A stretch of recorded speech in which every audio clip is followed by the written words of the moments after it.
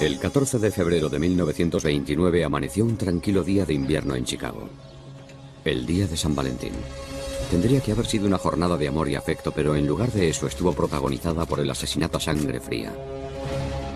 El peor golpe de la historia de la mafia de Chicago. 4 pistoleros que probablemente trabajaban para Al Capone mataron a 5 seguidores de Bugs Moran. Es el peor asesinato mafioso de la historia de Chicago y aún hoy está sin resolver.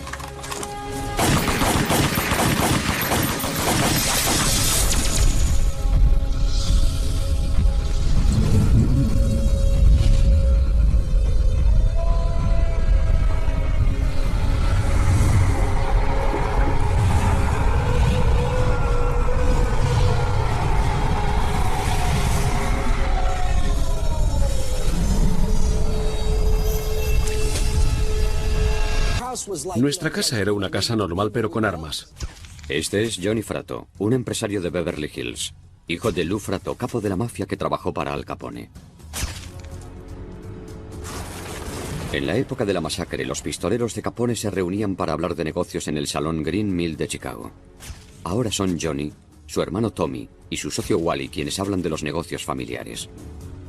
Si sales al extranjero y dices que eres de Chicago, enseguida dicen gángster, Al Capone. Era como la serie Papá lo sabe todo, pero en plan, el padrino lo sabe todo. Los niños del colegio preguntaban ¿en qué trabaja tu padre? ¿Es bombero? ¿Policía? Y si les decíamos que era autónomo nos decían ¿qué significa eso? Es autónomo, trabaja para sí mismo. En 1967 se estrenó en los cines la película La matanza del día de San Valentín. Lou Fratto llevó a sus hijos a verla. Mi padre se pasó la película entera hablando. Nos daba vergüenza porque el cine estaba lleno. Y él se reía y se burlaba diciendo que era ridículo, que cómo podía la gente ser tan tonta. Dejó clarito que ninguna de aquellas personas estaban representadas como era debido. Creo que lo que él intentaba señalar más o menos era ¿quién es el malo aquí? ¿Quién es el malo? ¿Quiénes eran los malos? Eso era lo que se preguntaba Johnny Fratto mientras veía la película sobre la matanza del día de San Valentín.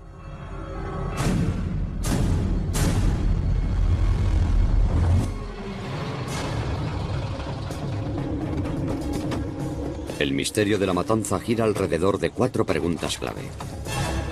¿Dónde estaba el capo Bugs Moran?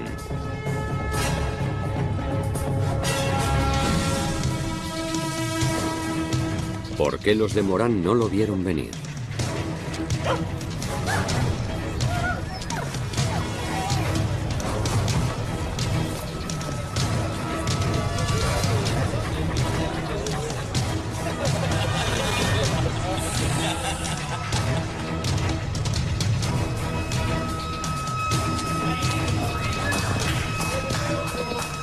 ¿Los asesinos eran policías auténticos?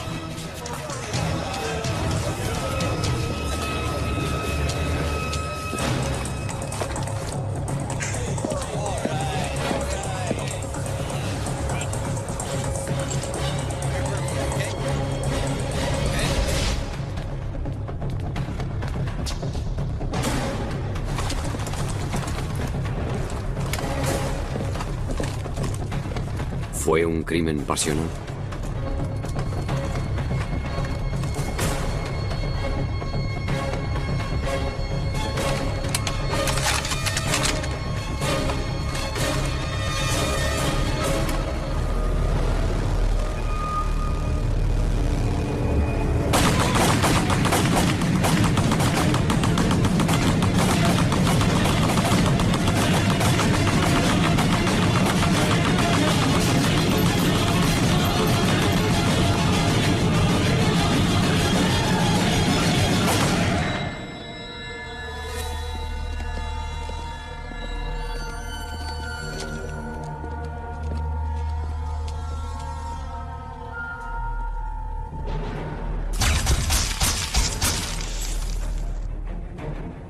$80 años después de la masacre, Chicago todavía recuerda. La familia de Johnny Fratto habló sobre el crimen durante toda su vida, pero él siempre se preguntó si lo que oía contar era cierto. Es hora de que el hijo de un pistolero lleve a cabo su propia investigación. Comienza donde comenzó todo. Estamos justo enfrente del lugar donde tuvo lugar la matanza el 14 de febrero de 1929. El garaje donde asesinaron a aquellos hombres era el 2122 de la calle Clark Norte. Ahora es un espacio vacío, un parque, al lado de una residencia de ancianos. Pero en aquella época era un garaje. La pared contra la que estaban los hombres asesinados estaría más o menos aquí. La pared norte, que iba de este a oeste a lo largo, pero su ancho era de unos 7,5 metros. Así que calculo que la pared norte estaría más o menos por aquí.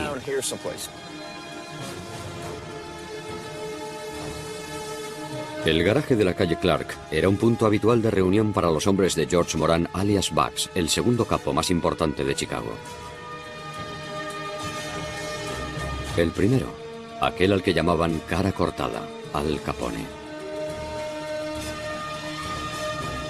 George Moran y su lugarteniente intentaron matar a Capone. Y antes habían intentado matar al jefe de Capone. Lo que ocurrió fue uno más de los muchos intercambios que fueron enfrentando a esos dos hombres muy poderosos. Moran contra Capone equivalía a los irlandeses contra los italianos. Guerras por el territorio, por el control del contrabando de alcohol y los sindicatos. Para los de fuera, Capone era un gángster, para los Frato era de la familia. Igual que las monjas y los curas adoraban a los Kennedy, los italianos adoraban a Al Capone. ¿Por qué? Porque les daba de comer, cuidaba de ellos, les daba trabajo. Nuestra abuela adoraba a Al Capone. No se podía decir nada malo sobre él, te tiraba por las escaleras. Cuando ponían Los Intocables por la tele, le lanzaba cosas al televisor. Era el gángster que América adoraba. Era como un Robin Hood.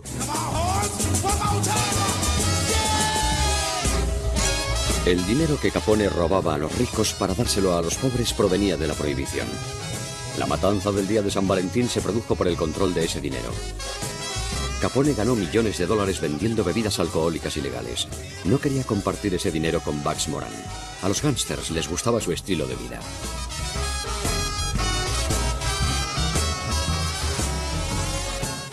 Era la época de la prohibición. Ganaban muchísimo dinero, tenían muchísimo éxito, salían por las noches, todos bebían, salían de juerga, la mayoría tenían amantes.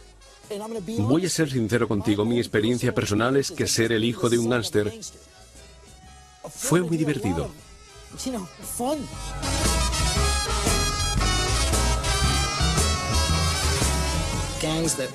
Las bandas que gestionaban el AMPA de Chicago tenían burdeles y salas de apuestas. Eso es una gran cantidad de dinero que antes no estaba y de repente aparece sobre la mesa. Así que de lo que estamos hablando en realidad es de una lucha por el terreno, que está directamente relacionada con la distribución de bebidas ilegales. Todos querían seguir distribuyendo y tener cada vez más negocio, nada más. Por supuesto, exacto. Era una competición y era intimidación. Y si la intimidación no funcionaba, se pasaba a la violencia.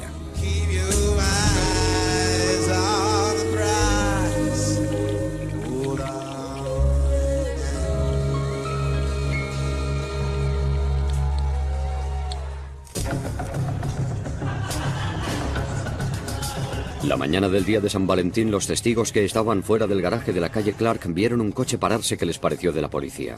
2 de los 4 hombres que bajaron del vehículo iban vestidos de policías. ¿Una redada? Eso fue lo que los asesinos quisieron que creyeran los Moran. Cuando entraron esos hombres disfrazados de policías, es decir, los pistoleros, tuvieron que seguir con la tapadera por 2 motivos. La tapadera era una redada policial. Y sabían quiénes eran los que estaban allí, que tenían todo lleno de armas, iban armados hasta los dientes, así que lo primordial era desarmarlos. Así que, como si fuera una redada, los pusieron a todos contra la pared, y entonces los 2 que iban vestidos de agentes de policía, con sus estrellas y todo, los cachearon y los desarmaron. Esa fue la brillantez del plan. Ya. Los engañaron para que se sometiesen voluntariamente, haciéndoles creer que eran policías de verdad, y así los pusieron contra la pared. Y entonces empezaron a disparar.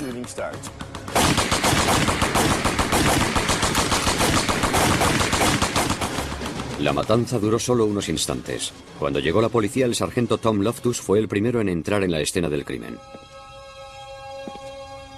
Lo que vio fue una carnicería.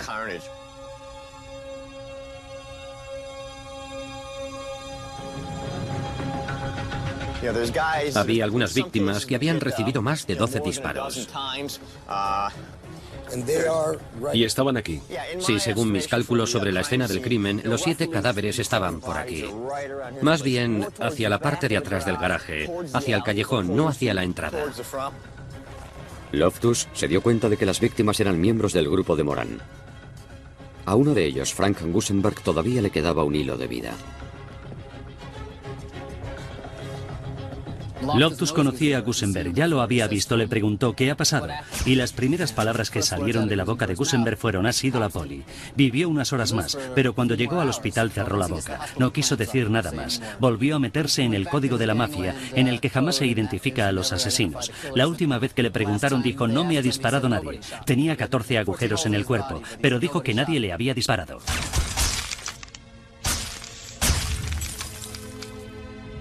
Cuando las fotos de la escena del crimen llegaron a las primeras planas, el país entero se horrorizó. Una cosa era saber que existían asesinatos entre mafiosos, pero verlo era muy diferente.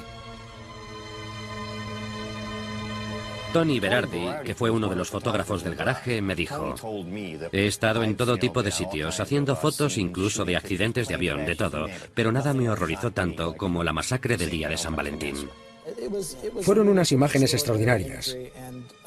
Y sin duda no solo consolidaron la fama de Chicago como ciudad donde existía ese tipo de violencia, sino que creo que también consolidaron el compromiso de la gente y su convicción de que eso tenía que acabar. En Washington, el presidente Herbert Hoover declaró que ya era hora de acabar con la violencia de la mafia. Eso parecía significar a por Al Capone. Meter a cara cortada entre rejas sería un mensaje convincente. Pero ¿dónde estaba el jefe de la mafia de Chicago la mañana del día de San Valentín? Capone estaba en Miami en aquel momento, lo que no significa que no pudiera haber dado la orden, pero estaba en Miami. De hecho, estaba reunido con el fiscal del condado de Dade y con un fiscal de Brooklyn. Tenía una coartada bastante buena teniendo en cuenta la situación. Coartada o no, los que conocían a Capone, como el padre de Johnny Fratto, opinaban que la matanza era un crimen demasiado pasional como para que la orden hubiera partido de su jefe. Si te fijas, en el crimen organizado, la mayor parte de los asesinatos son tiros a la cabeza, siempre tiros en la cabeza. 2 tiros en la nuca.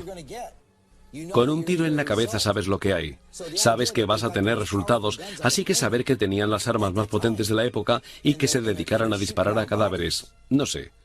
Parece que no tiene mucho sentido. Pero había algo que tenía menos sentido aún, que Capone hubiese acabado con esos 7 hombres, pero hubiese dejado escapar a Bugs Moran.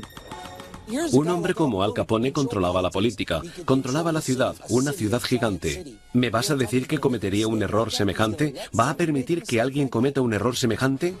Con el único superviviente muerto, la policía buscaba pistas desesperadamente, y testigos oculares que también habían visto policías.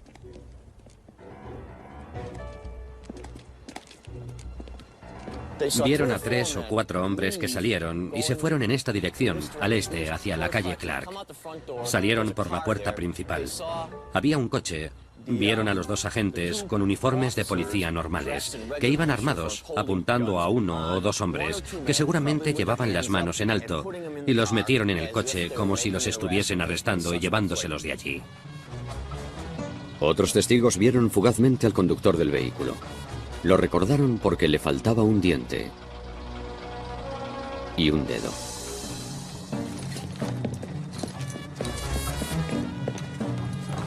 Al otro lado de la calle, la policía dio con una mujer que alquilaba apartamentos en el segundo piso.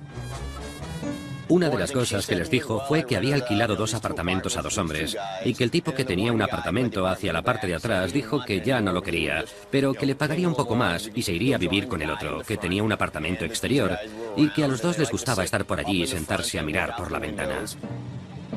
En el apartamento que daba hacia el garaje de la calle Clark, la policía encontró una carta y un frasco de medicamentos, a los que no se dio importancia hasta varios años después.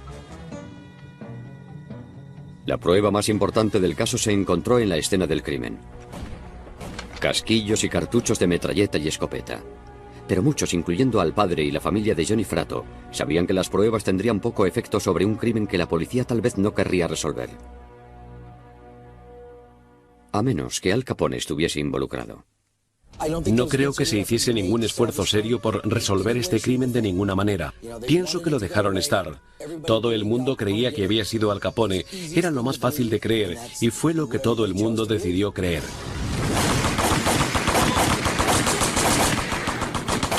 Tres cosas convirtieron a la matanza del día de San Valentín en una leyenda.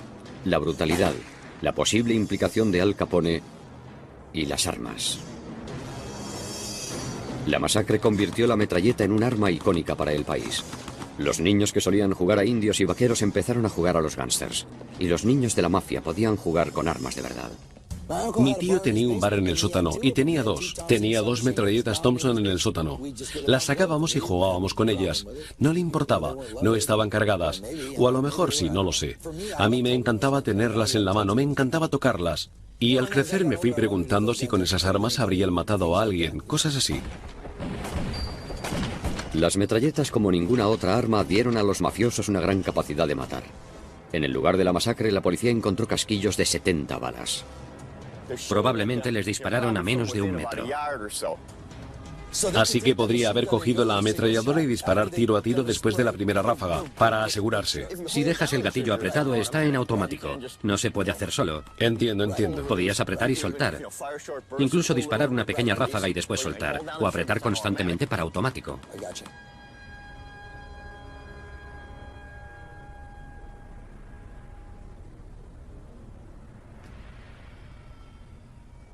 Para empezar, si la policía estaba involucrada, obviamente lo querrían tapar. Y eso acabaría con la investigación. Y aparte está el hecho indiscutible, de que el Departamento de Policía de Chicago era corrupto, que muchos de los agentes estaban sobornados por Al Capone y sobornados por los demás gángsters. Pero aunque la policía no estuviese motivada para librar una guerra contra la mafia, los líderes municipales de Chicago sí lo estaban, y decidieron traer a un experto externo. El mayor Calvin Goddard era seguramente el experto en balística más destacado del país. Las buenas gentes de Chicago recaudaron el dinero necesario y dijeron, a ver, aquí tenemos este problema. Lo que tenemos que hacer es traer al mejor experto en balística, dejarle un laboratorio para que trabaje en la zona de Chicago y que trabaje para investigar esto. Calvin Goddard fue el primero en demostrar que el cañón de cada arma deja en la bala unas marcas únicas, como huellas dactilares, al disparar. Cuando las metralletas se convirtieron en el centro de la investigación, analizó todas las que pudo encontrar. Examinó todas las ametralladoras del cuerpo de policía para comprobar si alguna de ellas se había utilizado y concluyó que no. Pero eso no demostraba que la policía no había cometido el crimen. Por supuesto, eso no demuestra que la policía no estuviese involucrada. Solo demuestra que no fueron tan tontos como para usar armas del cuerpo. La policía de Chicago estaba bajo mucha presión para detener a alguien por la masacre. Así que lo hizo.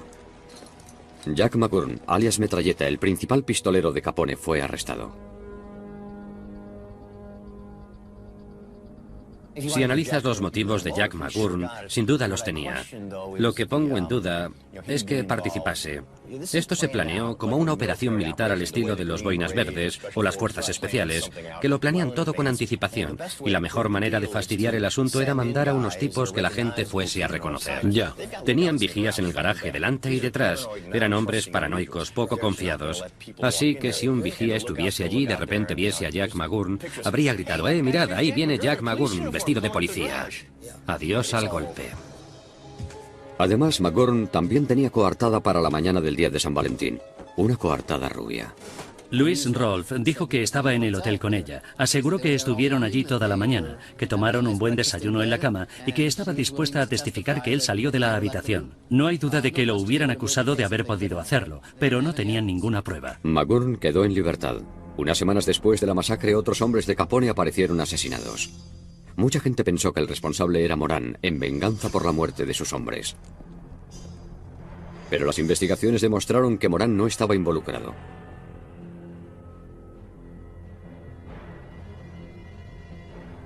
Sin ninguna pista real y ninguna detención firme, la policía terminó dedicando tanto tiempo a defender su investigación como a llevarla a cabo. ¿Por qué no consiguieron que alguno de esos gángsters hablase?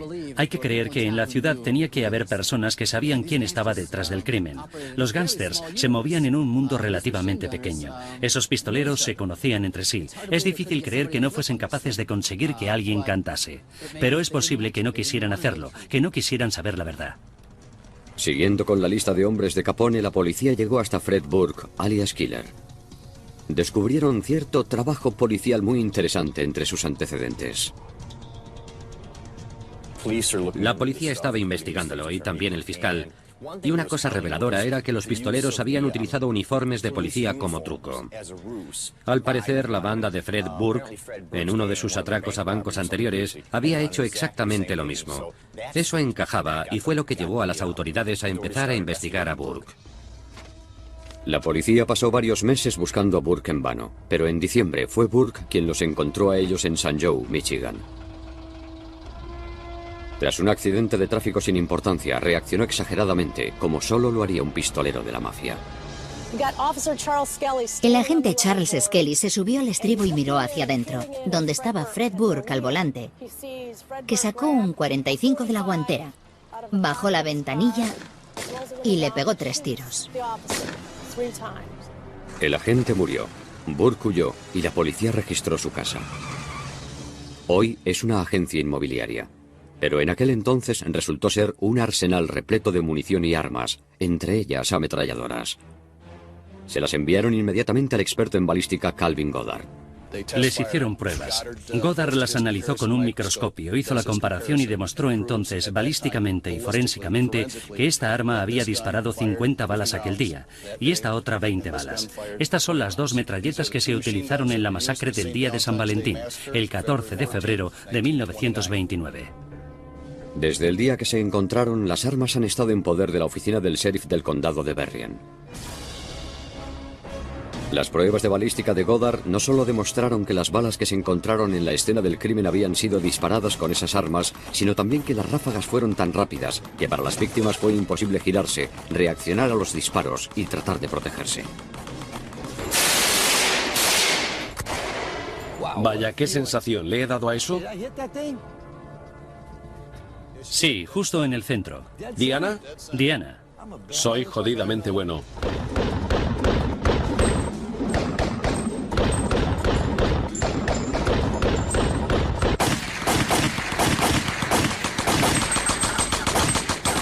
Las ametralladoras podían disparar más de 800 balas por minuto. ¡Qué sensación! Las 70 balas que se dispararon en la matanza acribillaron a sus objetivos en solo 5 segundos. Haber encontrado las armas empleadas en el crimen fue un grandísimo avance para la policía, que no fue a ninguna parte, incluso después de que localizaran y detuvieran a Burke. A Burke nunca llegaron a interrogarlo sobre la matanza de San Valentín. Lo encerraron por el asesinato del policía, pero nunca lo trajeron a Chicago, nunca lo interrogaron, nunca le preguntaron ¿de dónde sacaste las armas? ¿Quién las tuvo antes que tú? ¿Por qué parece que a la policía no le interesa resolver ese crimen? Y si Burke fue el asesino, ¿lo estaban protegiendo o se protegían a sí mismos? ¿Acaso era un asesinato que la policía de Chicago no podía permitirse resolver? No creo que se hiciera un esfuerzo coordinado por resolver este crimen de ninguna manera. Pienso que lo dejaron estar, con mucha información errónea y mucha desinformación, y ya está. Lo ignoraron completamente. Al cumplirse un año de la matanza del día de San Valentín, la investigación policial estaba en punto muerto. Muchos empezaban a preguntarse si los asesinos disfrazados de policías no habrían sido en realidad policías auténticos. Los policías que podrían haber hecho eso tendrían que ser los mismos policías que trabajaban en ese barrio, en esa comisaría. La gente los conocería. No eran caras desconocidas, eran caras que veían todos los días, eran policías del barrio. La gente de aquella época estaba acostumbrada a huir de la policía. Había demasiados, era fácil escapar, era fácil esconderse, pero en cualquier caso uno volvía la cabeza a menos que confiase en el asesino. En noviembre de 1931, el juez de instrucción cerró definitivamente la investigación. Dijo que las 7 víctimas habían muerto a manos de una o varias personas desconocidas. Casualmente o no, el hombre al que la policía quería relacionar con la masacre, Al Capone, había sido condenado por evasión fiscal y enviado a la cárcel.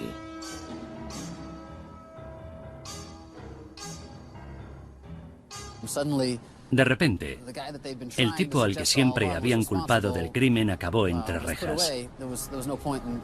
Ya no tenía sentido seguir con esa farsa de intentar colgarle el muerto a Capone. Una investigación como esta no se cierra para siempre. Cuando se trata de uno de los crímenes del siglo, nadie sabía que Al Capone no iba a ser capaz de librarse de lo de los impuestos. Nadie lo sabía, pero alguien tuvo que saberlo porque nadie se preocupó una vez entró en la cárcel. La investigación había terminado, pero seguían apareciendo nuevas pruebas. La policía tenía pocos motivos para relacionar a Gus Winkler, pistolero de Capone, con el crimen hasta que él mismo se convirtió en víctima.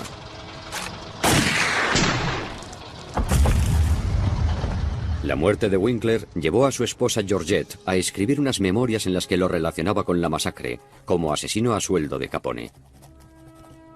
Se las envió al FBI. Un mes antes del crimen se sorprendió mucho al ver a su marido con George Getz, uno de los pistoleros de Capone. Levanté la vista desde donde estaba sentada en el salón y por el rabillo del ojo vi a un hombre uniformado de pie junto a la pared. Grité pensando que estaban haciendo una redada en casa, pero su risa me hizo mirar mejor y vi que era George Getz, ataviado con un uniforme de policía que le sentaba como un guante. Getz estaba encantado con el disfraz y se pavoneó por la casa imitando a un policía haciendo una redada.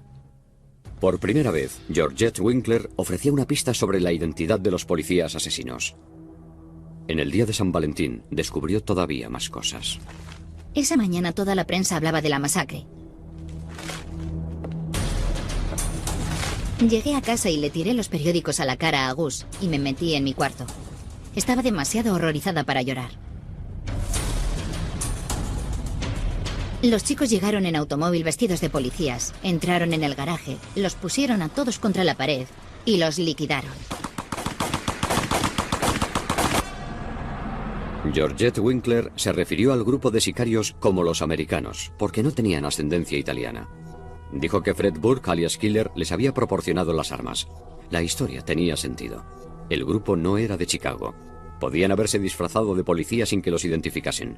Pero la historia de Winkler tuvo poco eco. Demasiado cuidada y ordenada para ser cierta. La historia de Winkler es difícil de descifrar. El nombre de Winkler casi no se mencionó justo después de la masacre. Solo empezó a tener importancia cuando su esposa escribió aquella historia. Y su esposa estaba intentando vender un libro.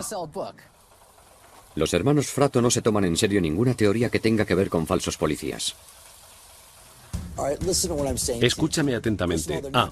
Para empezar, no iban a confiar en policías que no conociesen. B.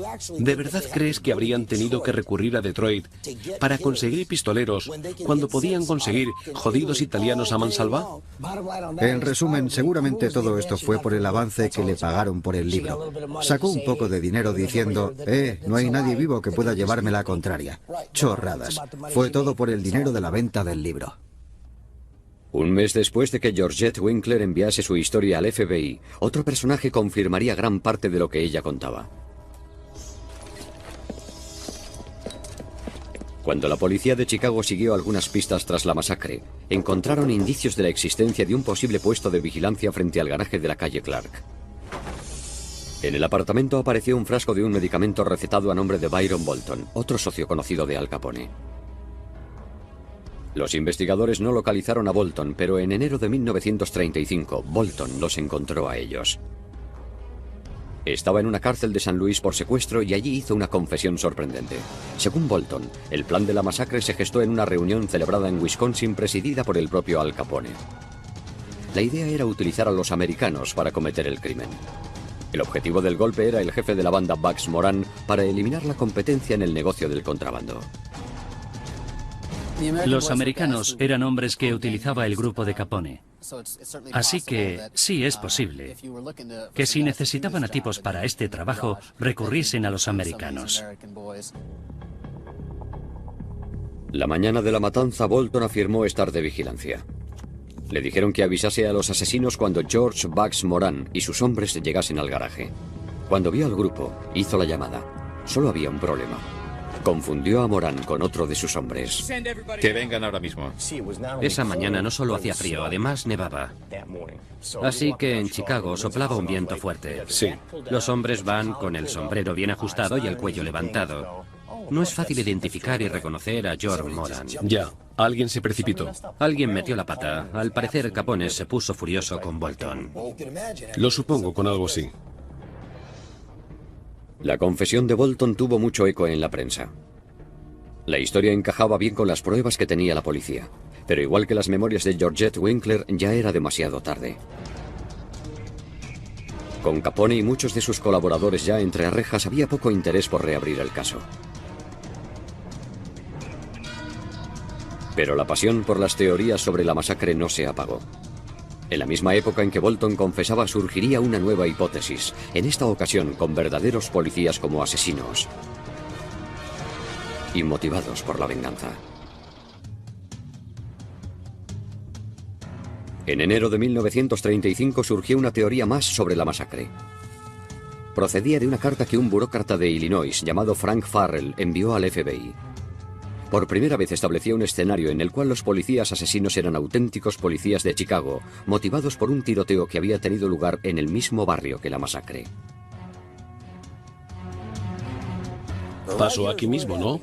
Exacto, estamos en el lugar exacto. Pero lo que mucha gente no sabe es que la calle Clark tiene una parte que no se conoce. Sí, un poco más al sur está un restaurante llamado CIO. Sí. Es un lugar de reunión de los gángsters.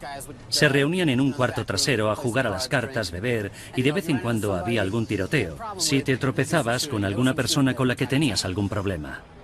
Según Farrell, 2 meses antes de la masacre, William Davern, conocido como Billy, se metió en una pelea en el restaurante CIO con miembros del grupo de Moran. Davern era bombero e hijo de un agente de policía de Chicago. La pelea terminó en un tiroteo. Davern, el hijo del policía, quedó herido de gravedad. Tiraron su cuerpo a un lado de la carretera en el cruce de Austin con Rush. Lo dejaron allí tirado, dándolo por muerto, pero no lo estaba. Consiguió llegar hasta una cabina de teléfono. Llegaron los bomberos, rescataron al tipo y lo llevaron al hospital.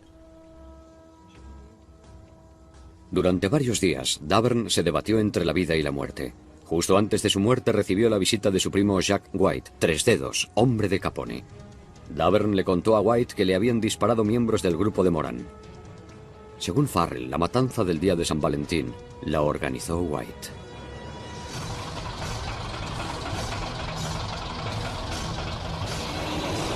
Entonces, estás diciendo que fue una venganza por lo que le hicieron al hijo de ese policía.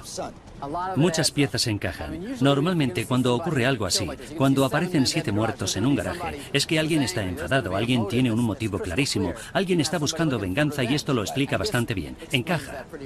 Y si matas al hijo de un policía, tienes que esperar que pase algo. Exacto, también ayuda a explicar por qué iban vestidos de policías. Matan al hijo de un poli. Un poli te puede conseguir los uniformes, puedes conseguir los coches de policía que necesitas para el trabajo y además... Es interesante, quieres decir que eran uniformes de verdad y coches auténticos. Sin duda. Por primera vez, hay una teoría que parece resolver todos los misterios de la masacre. Para los Fratto, la teoría de que la masacre fuese una venganza tiene sentido. En cualquier crimen, normalmente la explicación más sencilla resulta ser la cierta. Si tienes que dar 1000 vueltas para dar con una explicación que tenga sentido, seguramente te estás equivocando. Sí, la línea recta es el camino más rápido para llegar a tu destino. Pero igual que todas las hipótesis posibles, esta también tiene un posible fallo. Se ha debatido mucho al respecto, pero es posible que la mañana del 14 de febrero del 29, Jack Tres Dedos estuviese en la cárcel por asesinato. Es casi seguro que White estaba en la cárcel en el momento de la masacre, pero según la carta de Farrell y según todo lo que sabemos sobre la cárcel del condado de Cook, eso no era mucho problema. La gente entraba y salía de la cárcel porque sobornaban a los guardas. No todo el mundo está de acuerdo en que fuese tan fácil salir de la cárcel. A pesar de que hay quien dice lo contrario, no se podía entrar y salir de la cárcel del condado de Cook. Hubo corrupción y algunos problemas en esa cárcel en 1925, lo que obligó a las autoridades a hacer lo que casi nunca se hacía en Chicago, que fue a no poner a un lacayo político como director de la prisión. Salieron a buscar y nombraron a un respetado penalista de Indiana, un oficial de prisiones. Entró, hizo su trabajo y se acabaron los abusos en esa cárcel. El Tribune es meridianamente claro al respecto. Era imposible que Jack White, condenado por matar a un policía, consiguiera que lo dejasen salir de la cárcel de Cook. Para los Fratto, la hipótesis que involucra a Jack Tres Dedos es demasiado buena para no ser cierta. Ya no sería un crimen por negocios, sino uno pasional. Cuando metes el elemento del hijo del policía, todo encaja bien. Si fuesen solo negocios, sí, parece un crimen demasiado pasional, pero tenemos el asesinato del hijo de un agente. Y vamos a explicar una cosa sobre los italianos. En general, los niños son lo más importante que tenemos. Nuestros hijos. Tu hijo, el suyo, son lo más importante. Sí. Así que al pasar algo así, se invalida todo. Todo vale.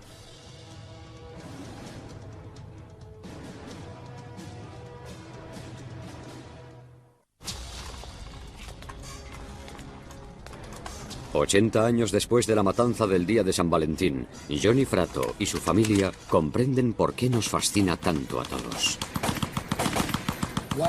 ¿Por qué hablamos de Charles Manson? ¿Por qué hablamos de cosas del pasado? ¿Por qué seguimos hablando de Marilyn Monroe? ¿Por qué seguimos hablando de Elvis Presley? Porque nos gusta lo malo. Nos interesan los detalles sangrientos, porque como personas estamos muy alienados por todo eso. Nos resulta fascinante. Pero los Fratto tienen un problema con esa imagen de que los gángsters siempre solucionan sus problemas por las armas. El estereotipo, no sé, los gángsters que nosotros conocimos eran caballeros. Los verdaderos gángsters que conocimos no eran unos bárbaros. Pienso que cualquiera puede volverse un salvaje si se ve en la situación, pero la mayoría de los tipos que conocimos eran hombres con clase, tranquilos. Y pienso que la sangre era un precio elevado para ellos. Para mi padre lo era. No creía en la violencia. Él decía que era mejor comprar a todos. Muchos creen que Al Capone hizo precisamente eso cuando organizó la masacre del día de San Valentín.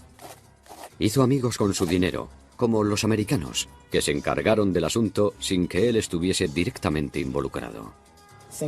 Yo apostaría, y creo que no perdería, a que esta operación fue encargada, si no directamente organizada, por Al Capone. Sigo sin estar seguro de si conocemos a todos los individuos que apretaron el gatillo. Pero pienso que la idea de que esto lo hubiese hecho otro que no fuese Al Capone me resulta muy difícil de creer. Al final, Capone se cansó de esos tipos del norte de la ciudad. Y en lugar de intentar acabar con el jefe, solo con Moran, intentó quitárselos de en medio a todos, acabar con todos a la vez. La teoría de los americanos es la más popular porque explica por qué nadie reconoció a los policías asesinos. Venían de fuera de la ciudad. Pero la teoría de que los pistoleros fuesen policías auténticos con sed de venganza también cuenta con defensores convencidos. Este no fue necesariamente un crimen bien planeado. Fue un crimen en el que se juntaron los elementos perfectos para permitir que alguien se librase. Había una ciudad corrupta, un cuerpo de policía que tal vez estuviese implicado y el chivo expiatorio perfecto en la persona de Al Capone. Todo eso permitió que el hombre que realmente llevó a cabo la matanza del garaje escapase y no se le llegase a identificar nunca. La hipótesis de que el crimen lo organizase Jack White, alias Tres Dedos, no deja necesariamente fuera a Al Capone. Yo diría que al final fue Al Capone quien lo organizó, pero pienso que el motivo fue el hijo del policía. Creo que lo hizo por ellos. Los ayudó, que trajo a los policías y que además dio su visto bueno. Un motivo fantástico. Esto es lo que pasa si matas al hijo de un policía. Todo el mundo muere. Todos. Mueren inocentes si matas al hijo de un policía. Entonces, ¿quién fue responsable de la masacre del día de San Valentín? Adoro a mi padre. Mi padre nunca me contó una mentira. Nunca jamás. Y creo que lo que me dijo es la verdad. Y la verdad es tan sencilla como ya dije antes. ¿Quién era el malo? ¿Quién es el malo y quién es el bueno? Y en este caso en concreto, estoy convencido de que ese día los malos fueron los policías. Yo pienso igual que Tommy. Y me lo dijo también mi padre. Es la misma historia que me contó a mí, que fue la policía y... ¿Y creciste en Chicago? Crecí en Chicago y siempre lo oí contar así. Eso es lo que siempre hemos creído. Lo hemos tomado por la historia verdadera. Por lo que a mí respecta, yo estoy convencidísimo de que fue la policía, porque es lo único que tiene sentido. Era tan sencillo como parecía. Pero creo que el motivo fue la muerte del hijo del policía. Ahora estoy convencido. Ese fue el motivo. Ese fue el motivo. Para el público en general, la muerte de un mafioso es algo que no despierta emociones, sino mucha curiosidad. Pero las familias de la mafia lloran la pérdida de forma diferente. Lo primero que pienso es si ese hombre tenía familia, si tenía hijos. Eso es lo que pienso. Pero la realidad de la situación es que podría haber sido mi padre el muerto. El padre de Johnny y Tommy Fratto, Lou, murió de cáncer en 1967. El mismo año en que se estrenó la película sobre la matanza. El mismo año en que lo acusaron de fraude y asesinato. Era uno de esos tipos realmente familiares. Adoraba a su familia. Y para nosotros es duro. Fue muy duro saber lo que pasaba, porque lees una cosa y ves otra. Y después venía él y trataba de explicarnos lo que pasaba en realidad. Vi la angustia que sufrió mi padre. Sabía que estaba enfermo y trataba de explicarles a sus hijos lo que pasaba, que él no había hecho nada. La persecución implacable de la justicia forma parte de la vida de todos los gángsters. Los que sobrevivieron a la masacre del día de San Valentín y a su investigación no tuvieron finales felices.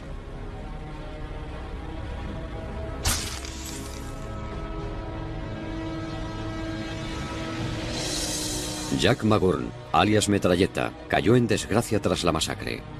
Su coartada rubia lo abandonó. La víspera de San Valentín de 1936 lo mataron a tiros. Los asesinos dejaron una nota que decía: has perdido el trabajo, has perdido el dinero, las joyas y las mansiones. Pero podría ser peor, por lo menos aún tienes los pantalones. Fred Burke, alias Killer, fue condenado a perpetua por el asesinato del policía de Michigan. Burke murió en la cárcel de un infarto masivo. Al Capone luchó contra la sífilis y la demencia dentro y fuera de la cárcel. Su médico aseguró que tenía la capacidad mental de un niño. Murió de un derrame cerebral a los 48 años. Bugs Moran los sobrevivió a todos, pero murió de cáncer de pulmón a los 65 años. A los 30 años de la masacre, todas las figuras clave y los sospechosos habían muerto. Eso no impidió que la gente siguiese intentando descifrarla, y sigue sin impedirlo. A todo el mundo le gusta escuchar una buena historia de gángsters, sobre todo cuando no se puede distinguir a los buenos de los malos. He pasado muchos años hablando de mi padre y dándole la vuelta a esa imagen y permitiendo a la gente ver al hombre real que había dentro, que era un hombre real, un hombre auténtico. Pienso que hemos demostrado que somos empresarios, hemos demostrado que somos buena gente, éticos, y así es como queremos que nos vea todo el mundo.